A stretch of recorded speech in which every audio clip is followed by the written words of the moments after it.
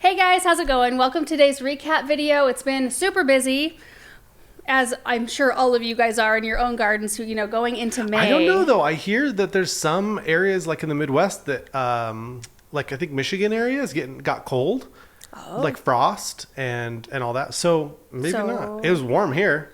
It was warm here last week. We are in day one of a 9 or 10 day cool down.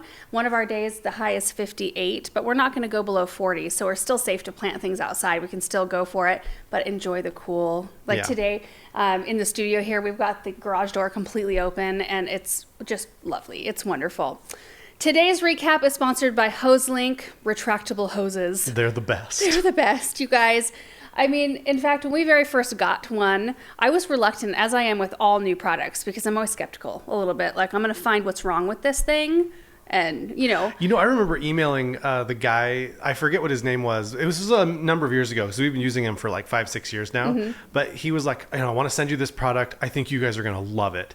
And I was like, well, is the plastic shroud, because, retractable hose, like, is the plastic shroud going to break down? He's like, we make these in Australia. The sun is it's different. Like, it's different here. It's more intense. Uh-huh. And we've been selling them here for like 10 years or more, and we don't have any issues. So I was like, all right. And sure enough, we haven't had any issues at all with that. Oh, hey, Russell. In fact, we've had so few issues that we have a HoseLink on every single hose faucet outside in our garden. And we were talking today about how the South Garden, revamping that whole area would have been, would have been possible without HoseLink, but it sure would have been a lot harder. We would have just had to have probably hoses on like stands, right? And we'd have to coil them ourselves. What? So 82-foot long hose is the type that we have, but they do have a 50-foot retractable one as well if you've got a smaller space. But it's just nice to pull it out however long you need it, tug on it a little bit. It coils itself up. We've never had problems with them coiling back up. Did you mention we get to give one away? Oh yeah, we get to give one away as well. So not only are they sponsoring this video, but they are giving one to you guys. So comment below this video on YouTube and we will pick a winner shortly. 7 days? Yeah, we'll give it 7 days. Also, I think they said that there's a discount code Garden 2023. $10 off orders of 75 or more. We'll link them down in the description. Thank you, HoseLink, for sponsoring today's video. Let's jump into the first one from this last week, which was 3 of my favorite sun-loving perennials. And they're all perennials that I've planted, I want to say 100 times, not 100 times, a whole bunch of times out in our garden. And I just feel like it bears repeating these specific varieties that just perform. Like, all the new varieties are all fun and exciting, but they're not tested in my own space, And so when I get something that I've planted over and over and over again and it performs every single time, those are the type of plants that I really get behind. So Pink Profusion Salvia, the Firefly Peach Sky Yarrow, and the Cat's Pajamas Nepeta. For us here, they just perform. They do really, really well. They are low maintenance. Anyway, so we just planted a few more out in the garden, and they're in color earlier than ours that are already they grown in a greenhouse, or are they grown outside? Well, they had to have been grown on in warm because they were all in full peak color, while ours are like little small. Although our Pink Profusion out in the South Garden is starting to bloom. I just noticed that today. Oh, really? Yeah, I'm gonna put him down a little bit. He's a little needy. First question, Jan says, do you find the yarrow to be evasive? It is very evasive. Invasive, no. It's not like the weed type yarrow, which we do get here. It's got a white bloom and it does want to spread itself. Russell, for crying out loud, can you go sit on the comfy chair over there? Like, there's plenty of spots. These newer hybrid type of perennial yarrow, they clump out, but they don't spread all over the place and seed themselves. I've not experienced that anyway. Robin said, what is that you are using to dig the holes? Is that just a drill with an auger bit? I didn't see any bits for sale that are that large or anything with a handle for the drill like you were using. So we use Power Planter augers. In that one, I think I had a 9-inch probably attached. I think it was a 7. Was it? In that video. So we'll link them down below. They're also a really helpful thing to have out in the garden space, especially when you're planting lots of things. I probably wouldn't recommend them for like any of you who maybe fancy yourselves not strong up top, like in your arms, because if you do hit a rock or a root, they can, you got to have your power stance when you're using that large of an auger, but they sure do make the job a lot easier. So Power Planter auger, and then a DeWalt drill, and it's a cement mixer drill. This is what happens when we leave the doors open. Yeah. So in our experience, there's like the two types of drills. There's like the construction cement mixer drill, which is a very like heavy duty drill, which you really don't need unless you have probably a 5-inch and above, I would say. If you get a 5-inch auger or larger, you probably need the bigger drill. Anything lower than that, you can just do like a standard 20-volt drill. The 4-inch, I thought that was, I had the... I still think you probably could, I mean, unless you have real crappy soil. If you have bad soil, you might want the more powerful drill anyway. Oh, Monica's soil, you guys. Just spent another day at Monica's house doing some planting, and it was a beast. That was the hardest planting job I've done. Did you have enough auger? Did you try doing pilot holes? With a smaller auger? Yeah. No. I always find that to be very... I didn't bring one. Oh, Because, yeah. you know, even at my parents' house, I'll take, you know, an auger out and we can get through there. They have really rocky soil, but we can get through it. But there, it was like a different land. It was weird. Anyway, we'll link those things down below if you're interested. Lori said, when you said we chose low maintenance perennials, does Aaron have an opinion on what perennials you plant? And if so, what perennials does he prefer? We talk about a lot of things. I choose a lot of things. I express my opinion if I like care. Yeah. Or I mean, oftentimes tell you, like, I think I'm going to plant this over here. Yeah. What do you think about that? Because we drive the garden every night. We get in a gator or we take walks around the garden with the kids, and we just talk about all kinds of different things. And I tell them kind of what I'm thinking of doing project-wise the next day, and we talk through everything. And I tell you, that bluish-brown grass is bad. Yes, blue fescue. Aaron is not a fan. What perennials do you prefer? I really like Brunnera. Yeah. I like salvia. I think those are cool. Do you like sedums? You know, sedums don't really do it for me. They're okay. I'm totally cool with them, but I don't like Russian pick them sage. out. I like Russian sage. Echinacea. Yeah, denim and lace, Russian sage. I don't like the other varieties, like the non It's just like standard Russian sage. like standard Russian yeah. sage that gets too big because it's not as punchy as like the Proven Winners It's one. more muted color, and it also can tend to be a little bit more sprawly and not I as kind of almost feel the robust. same way with lavender. Like I feel like the Proven Winners Sweet Romance. like that's a really punchy purple. It's like they It's chose vibrant. they chose a really vibrant one. Whereas a lot of lavenders can be They look dry. and muted, and which is fine if you're going for more of a dry look. But yeah, so there you go. Tanya said, can you do a video focusing on potted plants for high heat areas? I'm in Eastern Washington and I'm looking for something to put in pots in front of my garage, but it gets afternoon full sun. I'm lost. Anything that we plant in full sun here in Eastern Oregon, you can plant in Eastern Washington.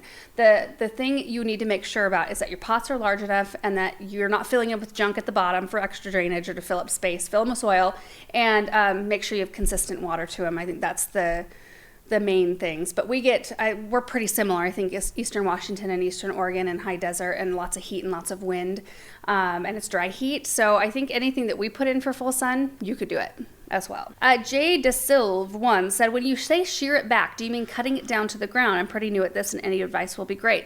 Shearing it back for perennials mid-season usually means about halfway to the leaf canopy, because like salvia and nepeta, and yarrow, really, they'll have like a more dense leaf canopy lower on in the plant, and then they send up their blooms higher. So if you cut, shear back those spent bloom stems, then you're still left with all that leaf canopy, which can, soak in sun and create growth quicker. You can shear it back all the way, and sometimes I prefer to do it that way. If a plant is looking like a little mangy or like it needs a rejuvenation, I'll go ahead mid-season and cut them all the way to the ground.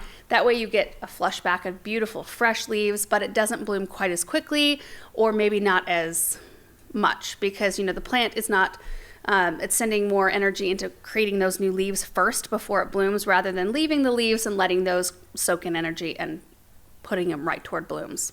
Does that make sense?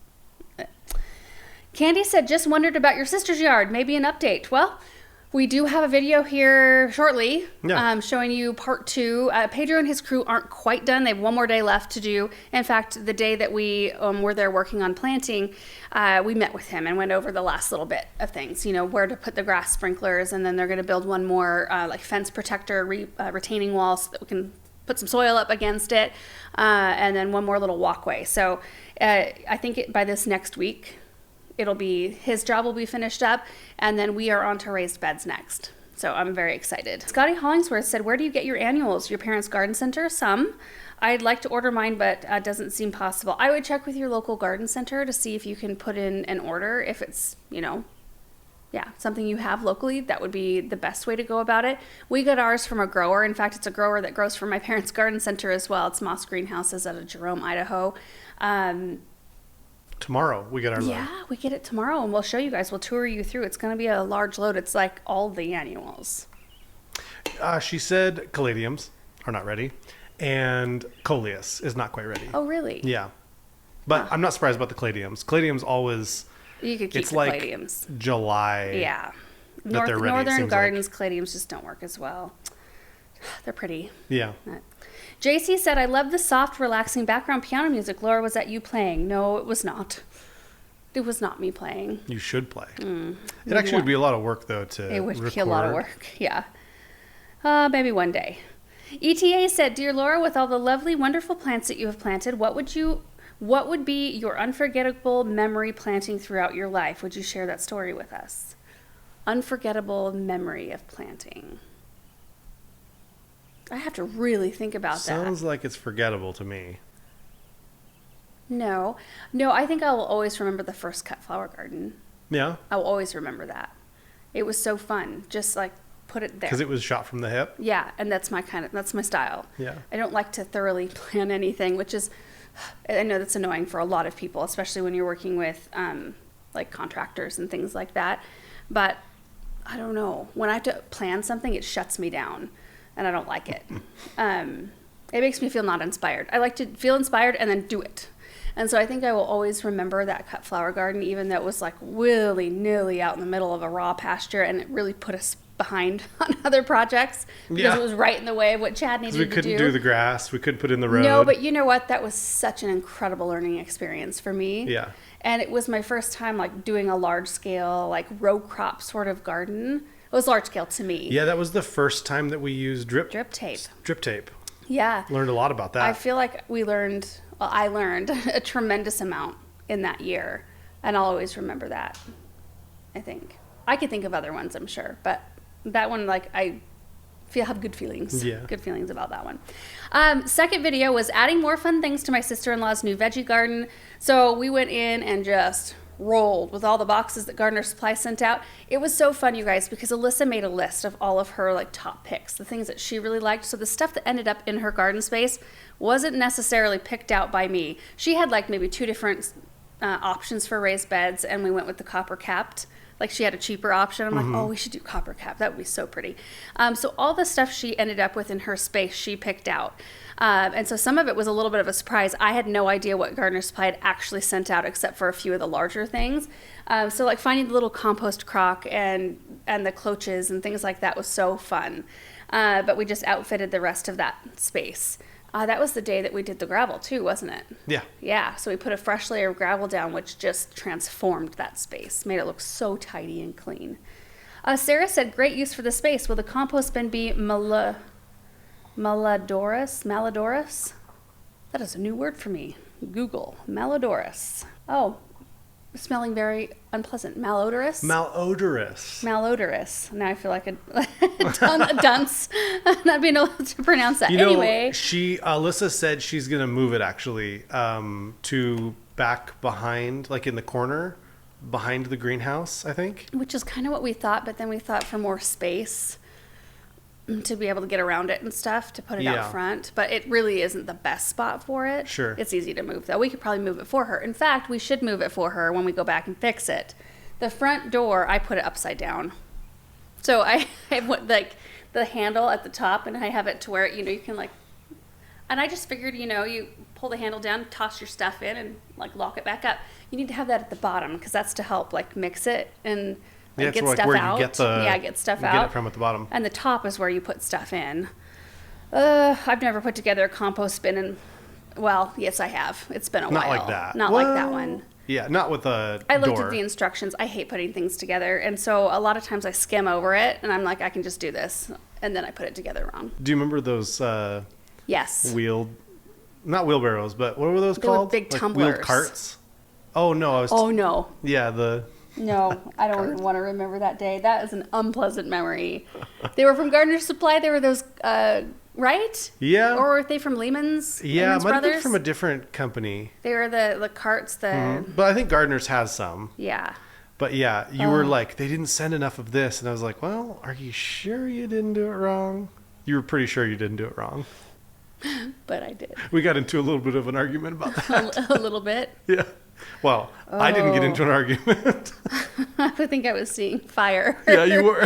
Yeah, by the end of that. Okay, anyway, We can laugh about it now. kind of. Wondering about its location.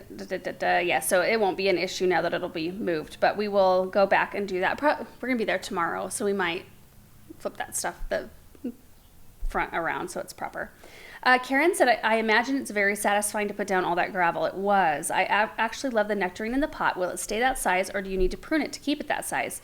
I would buy hoops, clips, and covers for my... so the nectarine is a 4 to 6 foot miniature. So, to keep it in the pot, you just prune it a little bit, I think. But I think it's a great great variety of tree to put in a pot like that. I think it should last for quite a long time. I looked at it really close today, and I can see little balls, little nectarines forming, which is so exciting. I'm so glad I covered it. I don't always remember to do stuff like that when we get a dip in temperature, so I always am a little bit proud of myself for having going through the effort of those ones out in the orchard were a total beast. I had to get a ladder out and to cover them all up, and they looked like ghosts out there, but I think it saved the fruit. Juliana said, Laura, it's so much fun to see a small space come together. I have a question. As they are in front of a solid fence, will the arborvitaes get enough light towards the back as they grow bigger and taller? I'm working with a very narrow space, and I'm concerned about the plants I'm putting in as they are in front of a fence. I hope to someday get some trellises from Gardner's Supply. Something I'm not ever really thought of, because if it's going to go right up against the back of the fence, I don't really care what the back of them looks like that much in the end, right? Oh, she's worried about the backside of well, the yeah, arbs? if the arbs are up, next to a fence like this, the backside's not going to get as much sun. Yeah, they won't. But it's a solid fence. Yeah, it won't matter. They'll probably be thinner back there. Yeah. But they'll receive way more than enough sunlight on the fronts and sides in order to be nice, healthy plants. And then if your fence isn't solid, they'll, like ours, they'll get enough sun. Yeah, I've seen that before when there's like a backside. They look pretty terrible on But where you don't the look side, at but them. you don't see it. Yeah. So nobody sees it Right. unless you're going to take out the fence. But even then, I think it might recover. Probably. Like if you pulled the fence out, give it a couple years, and it'll probably fill in. Yeah. Jacob said, will the water lines move and become visible in the gravel like they do in mulch? Maybe. Some of them. We trenched them down pretty good. Yeah, we got them down. Well, and then we put the gravel layer on top, and we put the Landscape staples in. And that ground was hard, so Yeah, I don't think they're going to pop up. you never know, though. They might. I doubt it. Ours appear everywhere. Yeah. But we don't. The 1/2-inch brown drip tube, we don't trench that down because we need to make repairs all the time and add to it all the time when we add more plants. So You kind of have to know that it's running too. That's the biggest problem, is that if you put it too far down, you're never really sure if it's emitting any water. unless it's the black poly, the solid supply Yeah. line, then that can be underneath, Sure. like we did. Yeah. Yeah. Alina said, where did they announce the last giveaway? Did we announce the last giveaway on anything?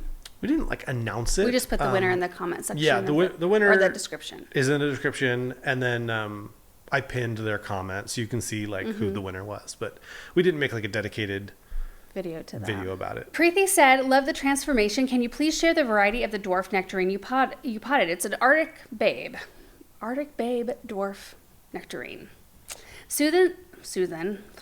Susan said, where did you buy that beautiful rain barrel? That is also from Gardner Supply. It's called the Rainwater Urn. Holds 65 gallons.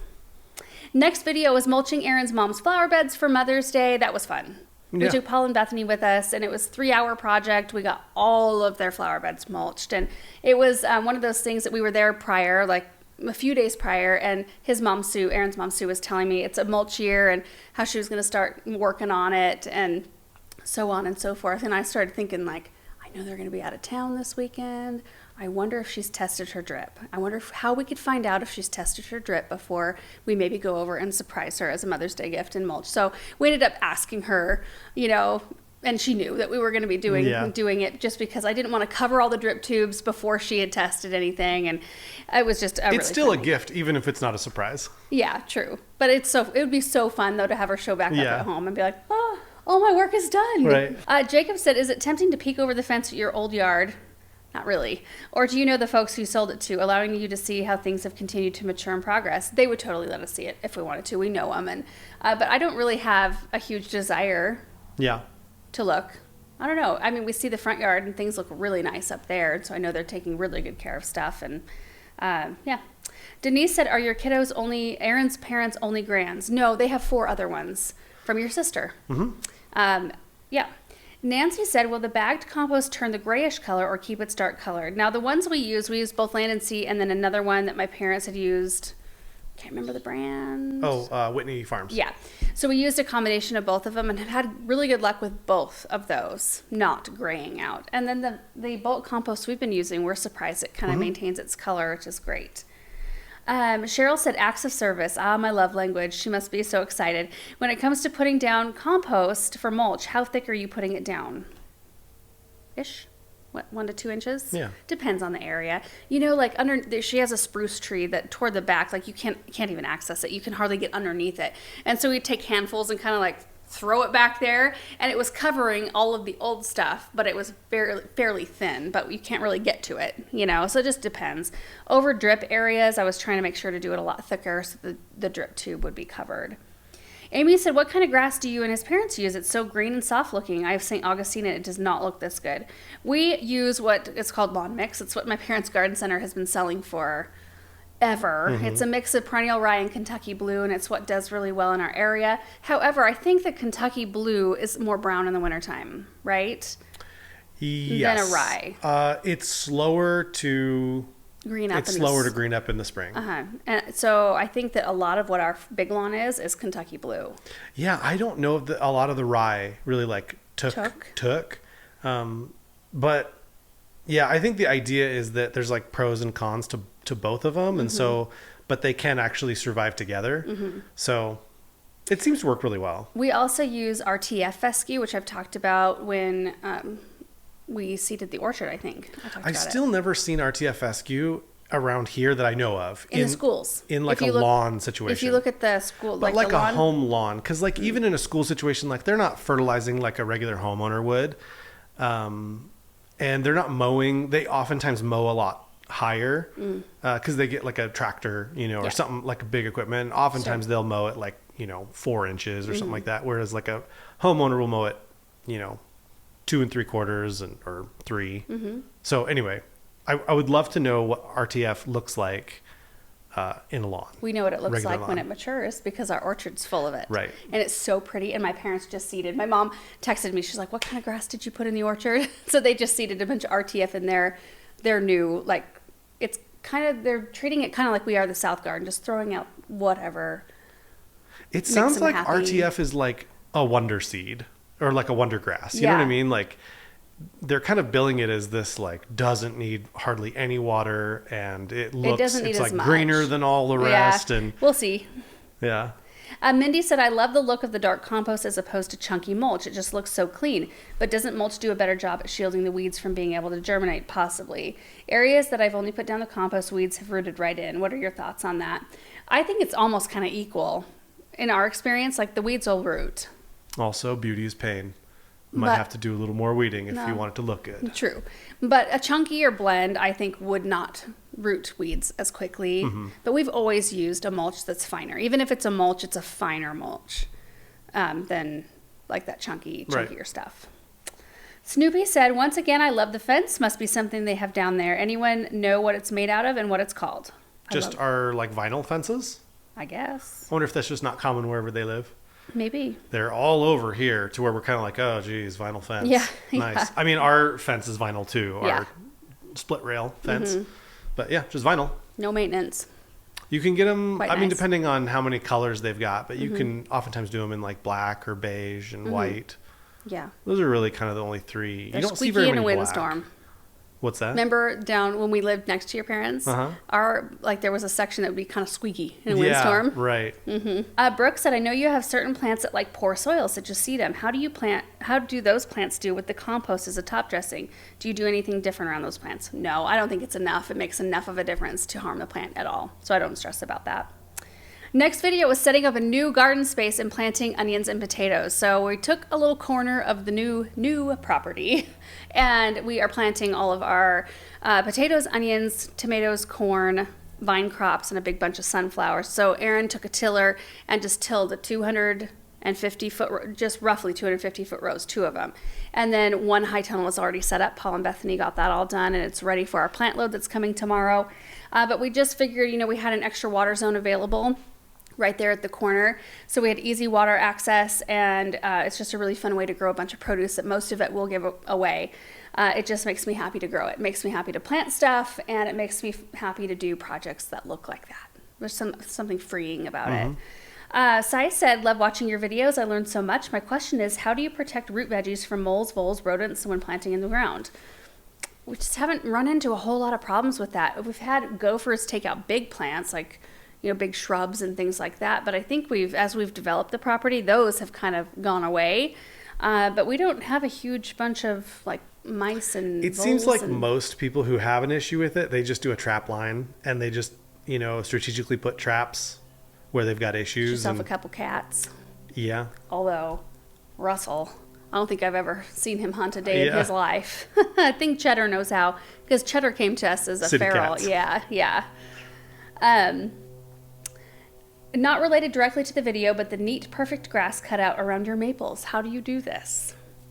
It's really easy. You just take you measure. So I think ours are 4 feet, 4 feet. Yeah, 2 feet on either side of the tree trunk. So you can run a string or something, but you just take an edger, like a half moon edger, and just cut the grass around them. I mean, it's a lot of work, but you got to get your shovel and just dig out the grass. And then you've got a nice little ring. Much easier to mow around, I'm sure. Oh, yeah. Yeah. You do have to trim pretty much every week. You've got to take your trimmer, flip it upside down, and go trim it vertically around. Otherwise, the grass will keep wanting to creep in. Just like the rest of your flower beds. Yeah, it's like anything else. You just got to keep it trimmed. But if you keep it trimmed, then it stays in that formation. It won't, creep in. Ozark View said, I bet you sleep good at night, Laura. I wish. I wish. Such nice fluffy soil. I think in terms of acres, may I ask how many acres that field is? It looks huge. That one is just under 3. Yeah, I think it's just under 3. Just under 3 acres. I don't remember exactly because it used to be a certain size, but then it got changed right before we bought it because it had to be, because they had to rearrange. So I think it was just under 3. Tracy said, will you please video time-lapse them unpacking and putting up the high tunnels? Yep. We did. Done and done. You'll maybe have seen it. Maybe not Probably by the time not by this video. Yeah. Brian and Tammy Olson said, what a great use of space. Love it. Can I ask why you didn't use any compost in the potato and onion bed? Well, I just didn't. I kind of forgot about it. I did put Biotone in and I forgot to turn the camera on. I mentioned that I needed to go grab a bag and then I grabbed a bag and got back there and I thought the camera was still running and it wasn't. But I did dump Biotone in there. So there is that. First year planting in fallow ground like that is amazing, usually.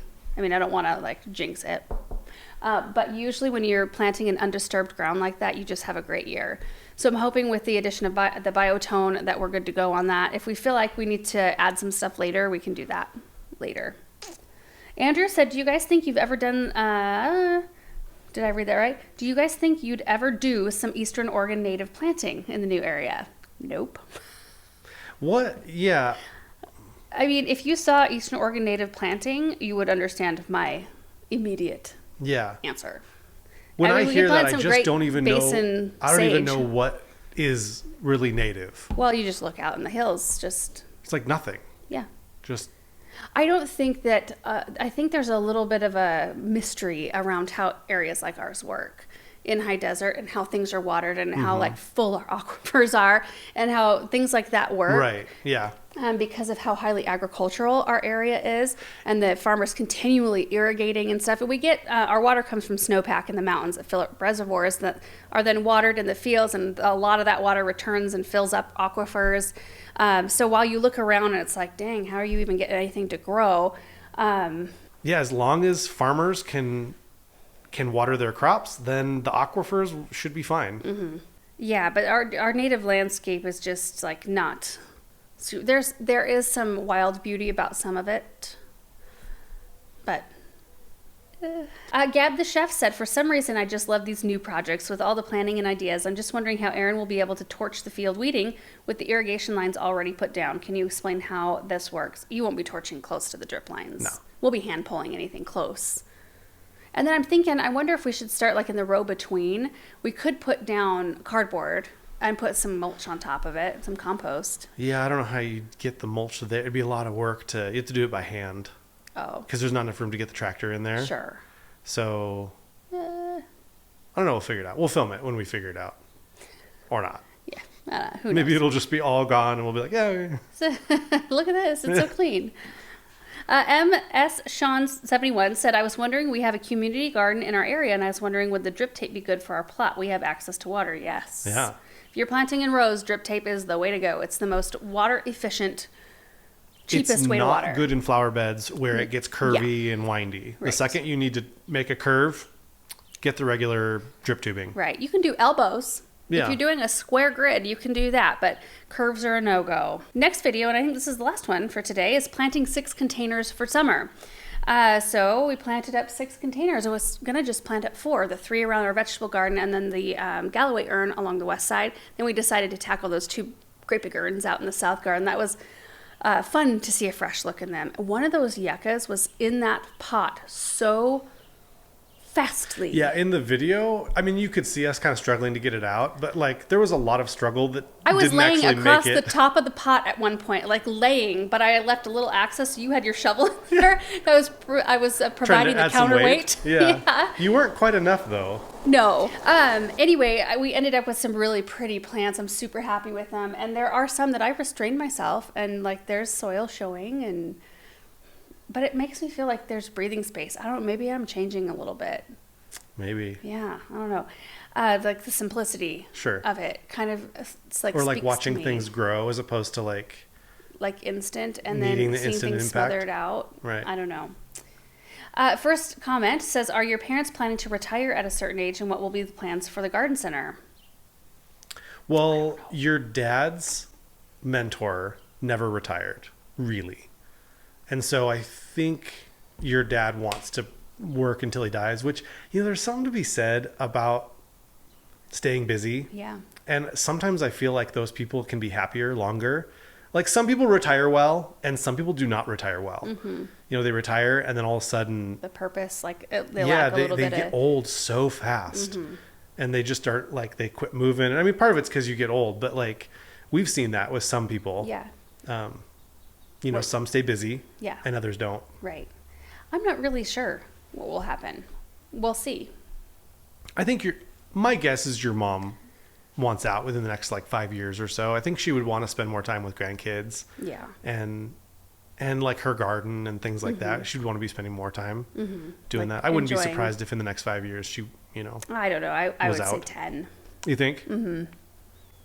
Yeah, maybe. She might say that during the busy spring Yeah, months right. when you're just like run ragged and you're just like, I want to be done with Right. this. It's a lot of work. I remember when I worked down at the garden center, you'd hear every day, oh, this would be the most ideal job working with the flowers. I'm like, you would last.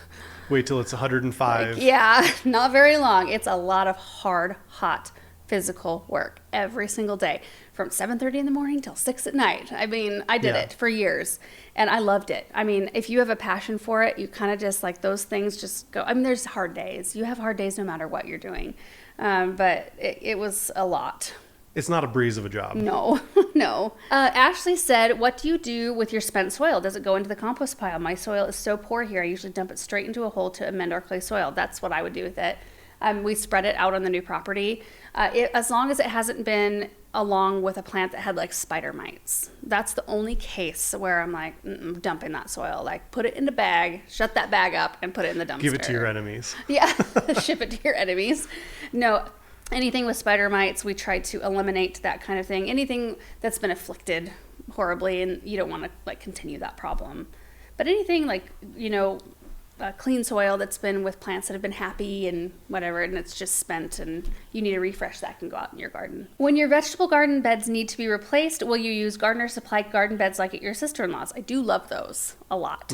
Would you change the dimensions of anything? I don't think I'd change the dimensions. I like 3-foot wide beds. I think anything wider than that for me, it makes you need to go to the other side to reach that little bit that you can't reach from 3 foot. For my arm length is perfect, and I wouldn't do a 4-footer.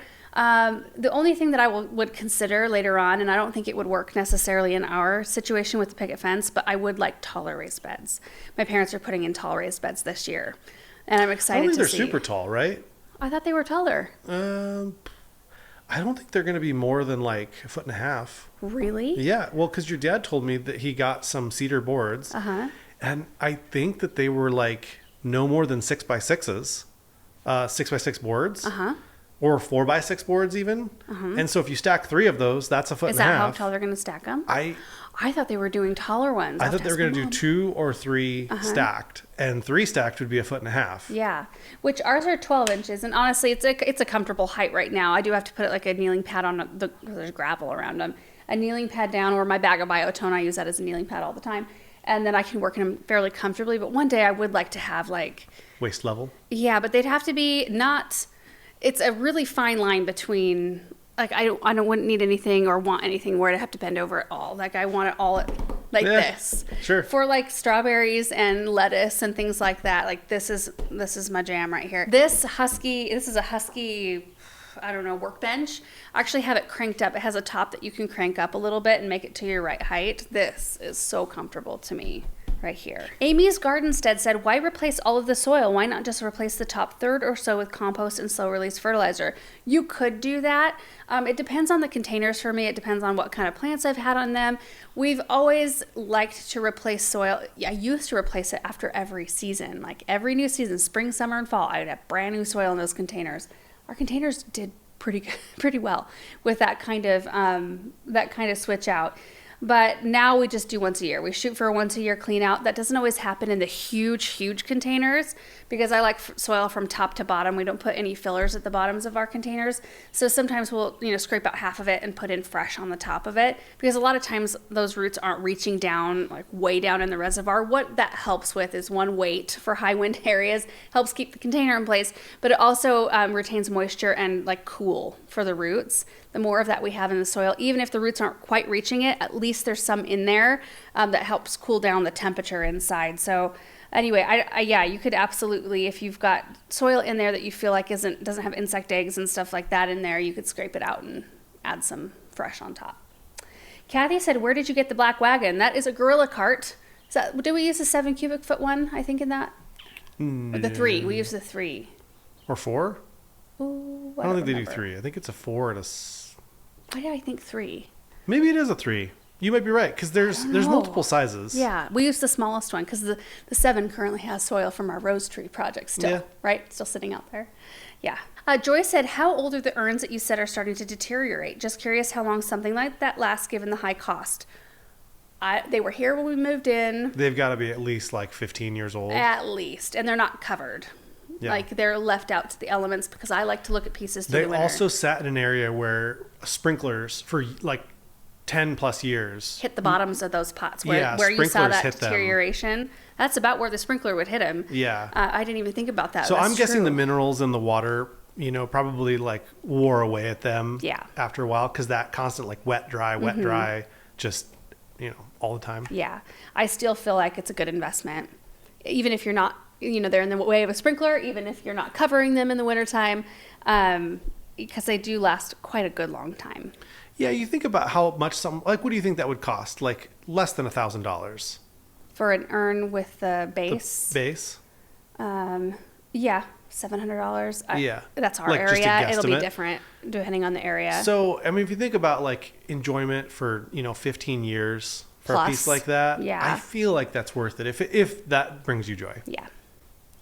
And then last question, Jan said, hey there from a couple miles downstream on the Snake River.